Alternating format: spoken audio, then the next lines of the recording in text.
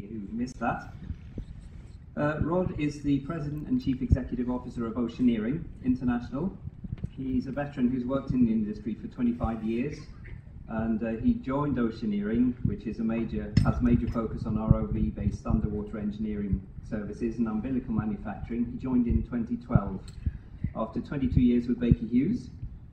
And his most recent position there was its Latin American operations. He has a BSc in Electrical and Electronic Engineering from North Dakota State University, which he received in 1990, and he was awarded an MBA from Rice University in 2007. So please welcome Rod Larson to the stage.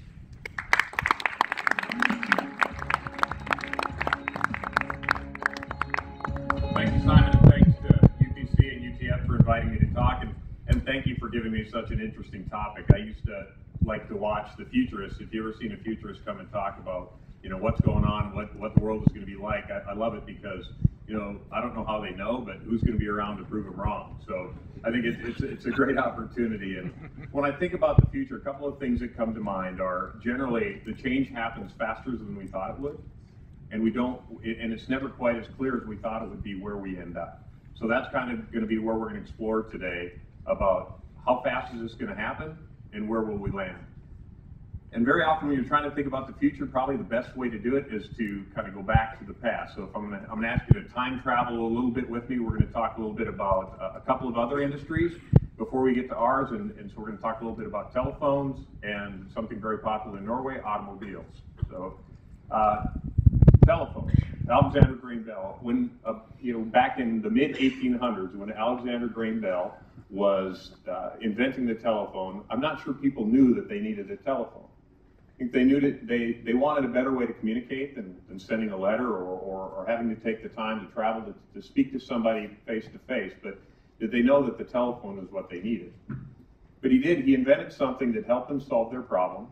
And in 30 short years, he'd reached all of 50,000 people with telephones. 30 years for 50,000 users. Not very fast, but think about the infrastructure. The infrastructure they needed: telephone poles, wires that were run, hiring the operators, doing all the things they need to do. That was a lot of infrastructure. So if you ask them, what comes next? Now we've got telephones, and we're living in the future. What else can we need? Would they have thought about things like video phones or fax machines or maybe wireless? Let's talk a little bit about wireless. If you ask somebody back in that day, if it took us 30 years to get 50,000 telephones, how long will it take before we can actually have wireless telephones that we could carry with us? How long do you think they'd say? Probably 100 years? It took 30 years to get that far, at least 100 years to get wireless telephones. Turns out they'd be right. About 1973, the first mobile telephone call was made. Motorola made mobile phones, and now we've got the wireless telephone. It was amazing, and wireless telephones took about half as long to kick off. You had about 15 years, there was widespread use of mobile phone technology.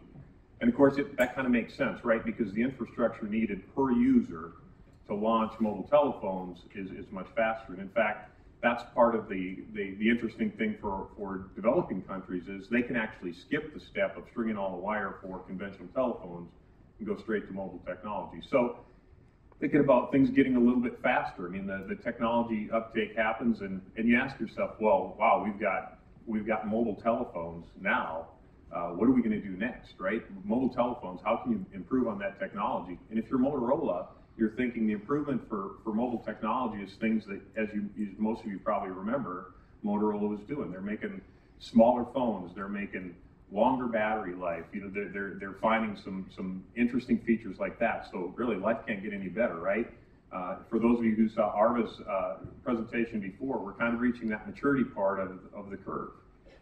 Mobile phones have reached the plateau, and from here, where do we go? And then along comes this guy. And everything changes. So if somebody would have told you, back when you got your first wireless telephone, that pretty soon you're going to have something that could do all of this. You could have a GPS that would tell you where you're going to be in the world. You could take pictures. You could listen to all your music. You could look for information on the web. You could check the weather, and you could look at a lot of pictures of cats. all the great things that you do with a smartphone. And now, I'm pretty sure that pretty much everybody in this room has a smartphone in your pocket of some kind. And you probably think, how would I live without it? So not only did we have this rapid pace of change, but it goes someplace that we can't really predict. Who knew that this was what it was going to be? And I think that kind of the interesting thing about this is it's not just what happened with the telephone, but it's a convergence of other kind of disruptive things that are going on in other industries. Think about the other disruption that was happening to the photo industry. With digital, you've got digital photography coming in here. You've got what's going on with the retail industry, shopping on your phone. You've got what's going on in the music industry. People not buying music on hard media anymore. And all these different disruptive technologies are converging into that one device that happened in your pocket. So it's a great technology, right? Everybody wins. Not everybody wins. and the interesting thing about this to me is that this is the original smartphone, right? I mean, most people the first smartphone they had that was really enabled them to get away from their desk was a BlackBerry. And the first mobile phone you had was very likely a Motorola phone. And yet, what's happened to BlackBerry and Motorola? They were pioneers. And there's a lot of other pioneers. Kodak was a pioneer. Blockbuster Video was a pioneer. So it's not good enough to be first. You also have to get the story right. And so, with that said, I would say think about pace of change and the unpredictability of the result. Go to a different industry. Henry Ford. Henry Ford, around 1908, introduces the Model T. And again, what problem was he solving? And Henry Ford joked about this, right? If he would have listened to the people, he would have been breeding faster horses. He wouldn't have built a car. But what we needed is we needed faster transportation. We need transportation over longer distances, things that were reliable.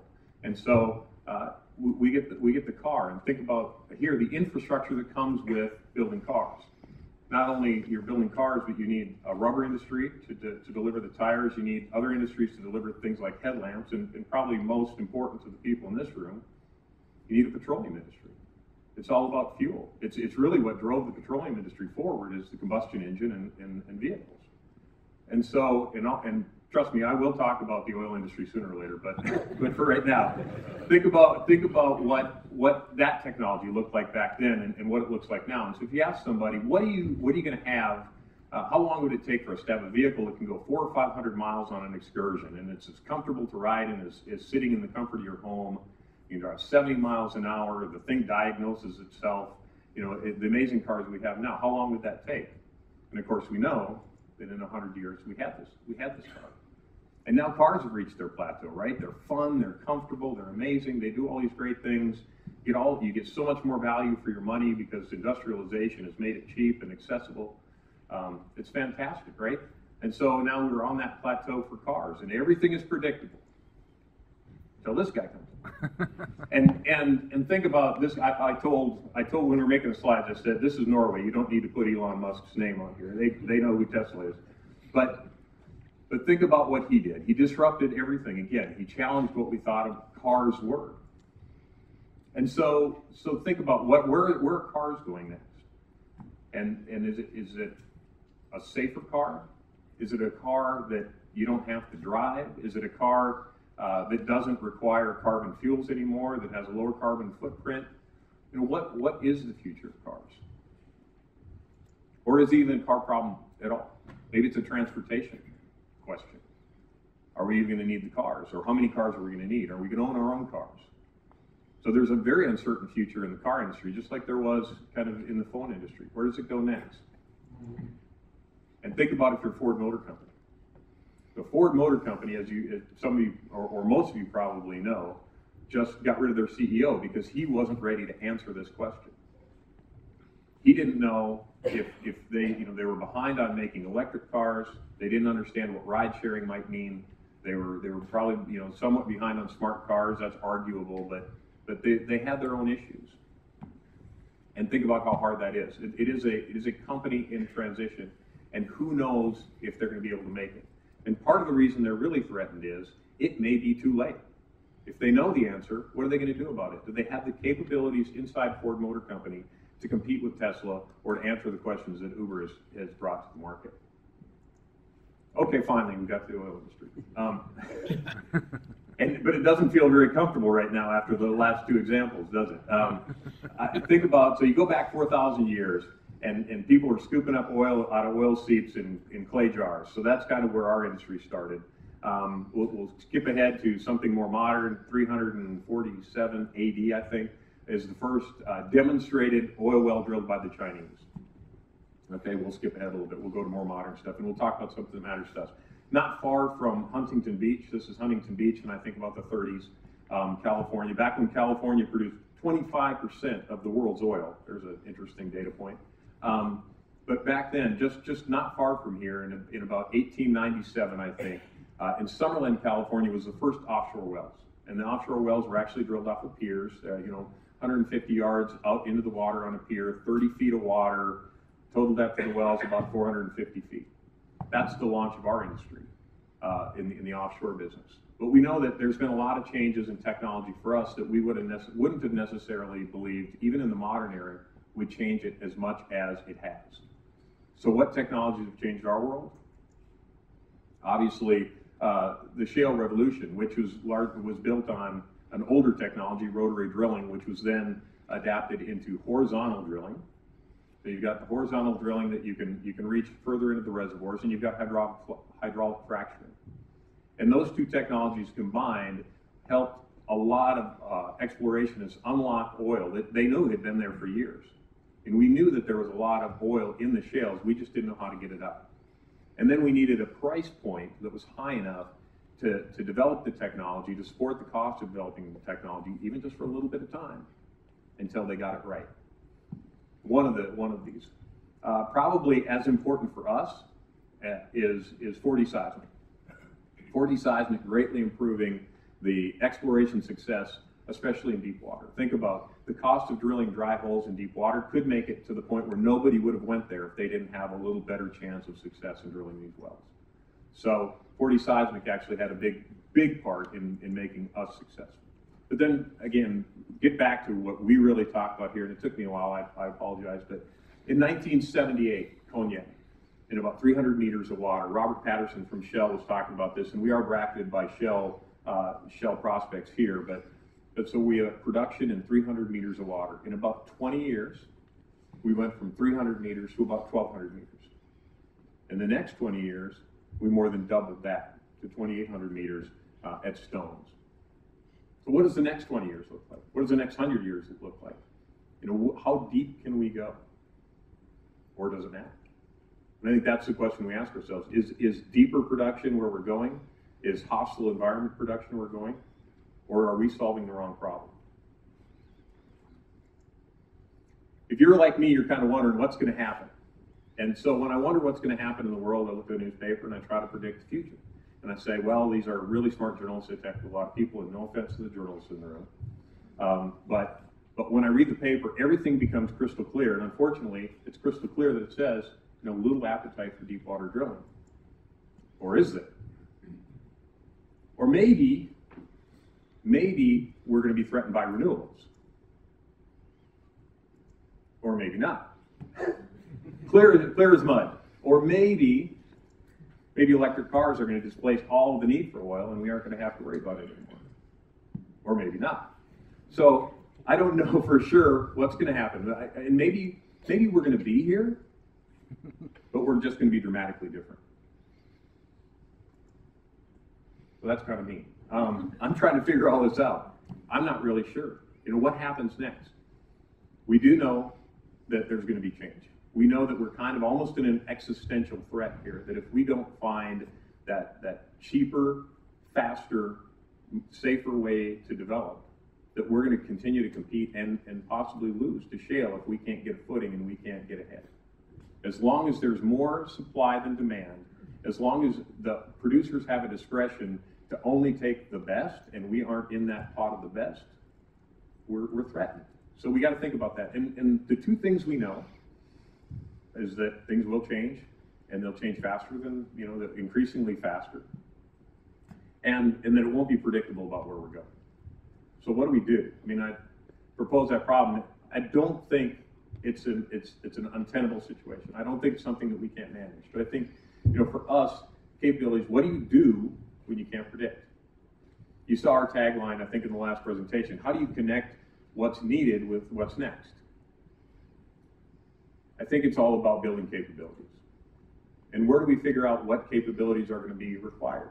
We look in our peripheral vision and we see what's going on in other industries and what's being adopted to change those industries and bring them into the future. And we start to adopt some of those things. So what I've shared with you in the coming slides is the things that at Oceaneering we think are technologies that, capabilities that are important to our future that we can leverage and be part of that future solution. And I would invite you all to think a little bit about what's happening in your companies and what things might be important to you, because it won't necessarily be the same. You may have a greater dependence on material science or something like that that's important, but for us, these are some of the things. First of all, big data and analytics. I read in, I think it was Forbes magazine, that by the year 2020, and I'll try to get this right, 1.7 megabytes of data per second per person on the planet will be generated. That's, to me, an amazing number. The more amazing number was that of that data, 0.5% of it will actually be analyzed and used. 0.5%. So it's going to be harder and harder to find the needle in the haystack and figure out what's important. If you think about our industry, we knew big data was important, but I think it's been ever more important since we found ourselves in a pinch. We were trying to become more efficient. We're trying to learn how to do things better. And we're going to the data and analytics to find those opportunities.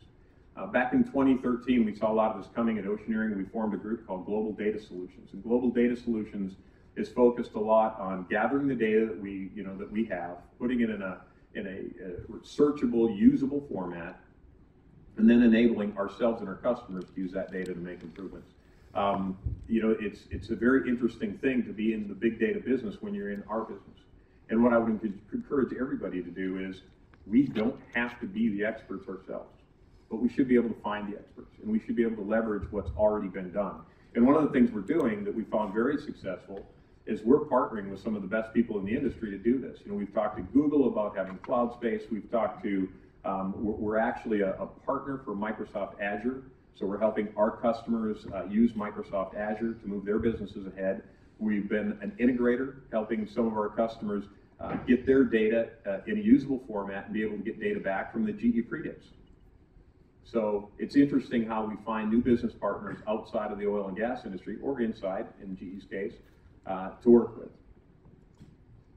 Machine vision and learning, machine learning. Very important. Some of the things that, I think a lot of people have heard about this, kind of what it means to us at Oceaneering. Machine vision, I was talking to somebody earlier. Machine vision is a lot of how we do the sub-automation for ROVs that enable some of the things we've been talking about for remote piloting. We get very dependent on latency. So with latency, we want to be able to eliminate some of that danger of trying to fly real time. So we do short missions. We say, okay, I'm hovering about, I can point at that stab point, and I can say stab the electrical connection here. And the ROV can do that on autopilot. So we have some of these autonomous functions that we're able to do. Machine learning would be something like monitoring traffic patterns outside a port and being able to predict traffic congestion, demurrage times, things like that. And that's what we do through our AirSys Port Vision product. Another interesting thing is communications, and we'll talk about communications as an enabler, particularly for things like automation and remote piloting. Getting communications right, being able to package data, being able to process and consume a lot of data, getting it from offshore, very important. And then using that to be able to enable things like remote piloting and that operation offshore. So we have to be able to get that high availability, low latency data to the pilot and back. So we're enabling this to get people back on land and away from offshore operations. And why is that important to our customers? I think everybody intuitively knows that it's more expensive, but I was kind of shocked to hear that one of our customers said that it costs 17 times as much to have an employee working offshore as it does to have them working onshore. So there's a great cost savings to bring people back, not to mention all the other things about safety, quality of life, being able to hire different kinds of people that didn't want to go offshore, that are willing to work in an office, what have you. So we know that that has value. Another thing, augmented and virtual reality. So, it's more than just goggles. How do you use augmented and virtual reality in the oil field? We use virtual reality, for example, for planning missions. When we're going to go out and do some extensive ROV work, we can plan our operations in ways using a 3D model of the oil field to be able to say, how do we reduce tether entanglements? What's our maximum range of excursion? How can we plan those jobs to be really effective when we get out there and reduce uncertainty? The other thing we use is we use the 3D overlay. We use the same app to overlay the visual that we're actually seeing on the ROV when we have low visibility environments. So when you have muddy water, cloudy water, poor visibility environments, you can actually use this overlay to see where things would be if you could actually see them. The next example is automation and robotics. And tying a little bit, we talked a little bit about automation with remote piloting, but now thinking ahead to full-on automation. In Oceaneering, we're involved in a few different ways. We do some autonomous guided vehicles in two forms. One of them is to move work pieces around a factory floor, particularly in the automotive business, and that's pretty interesting because they're interacting with people real time. We also do it for our entertainment business. If you've ever been on a trackless amusement park ride, we build those. So that's another way we leverage that technology. And finally, with AUVs, so the underwater vehicles that are autonomous. Bringing all those technologies together, we're moving towards some new things like hybrid ROVs, ROVs that can go on a tetherless excursion eventually. We talked about that a little bit in the last session. So some great things coming with automation and robotics.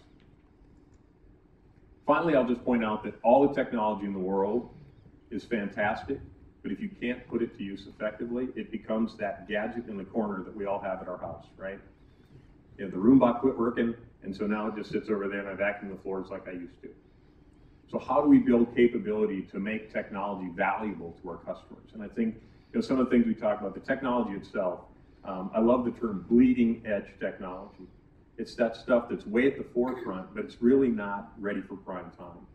You know, it's things that can't be used reliably, it can't be used safely, it doesn't give us predictable results. So we got to get the technology to the point where it's actually better than the process we expect it to replace. The other thing is that it has to be safe, has to be able to interact with the people who are there. I think integration is another part.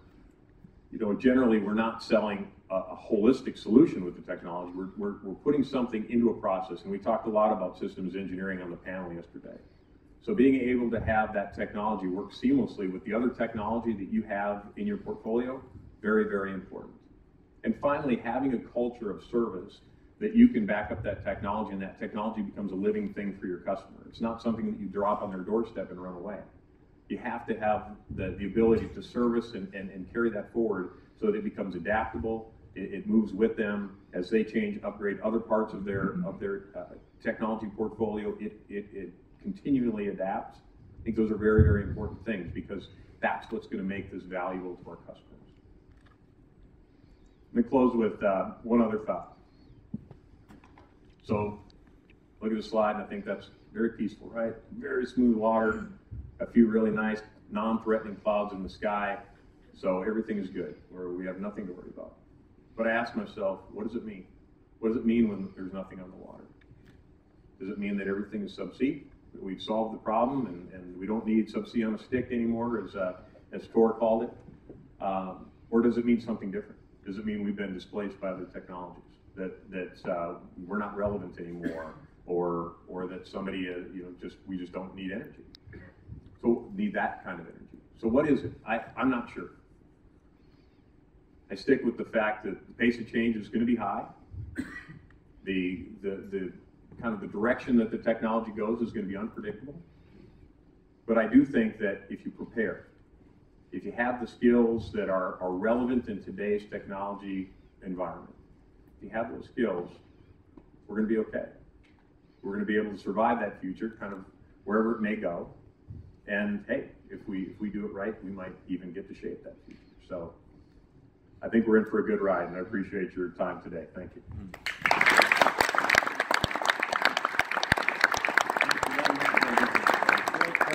Great presentation. I didn't see a single bullet point, which I think is also a first and is really commendable. We have time for a quick question, if anyone would like to ask one.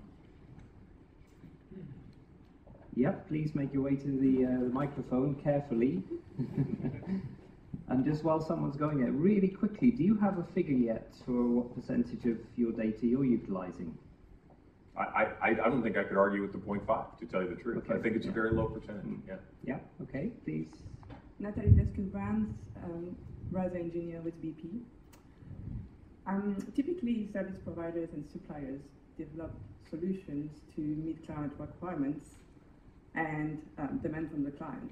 You made an interesting point about Steve Jobs developing a solution that our customers didn't know needed. What are your views on this kind of chicken and egg situation and how to move forward with that? You know, I think some of the biggest things we're trying to do are figuring out not how do we make big data important, but actually listening, just like we always have, is listening to the problems they have. And I shared with Simon an example that was shared with me from BP. And they talked about one of their biggest non-productive time problems was getting casing to bottom after they drilled the well. And that sounds like, well, that sounds like a mechanical problem. You've got a whole problem or whatever. But they actually solved it with big data. They analyzed their stick and pull. They could tell when they had trouble finishing the well and when the wellbore conditions might be poor. And they could have predicted by using the data they already had when they needed to spend a little extra time conditioning the well and and by doing so, getting the casing to bottom. So I think the answer is always going to be, think about the problem you're trying to solve. Put the tools down. Don't get so excited to use your new tools. But put the tools down for a second, listen to your customer and say, what can we do that will actually impact their operation? And then work on the innovative solution rather than creating a need for something that we just feel anxious to put into play. Okay, thank you very much. I think, unfortunately, in the interest of time, we will move on. But again, Rod, thank you for the thank you very much. presentation.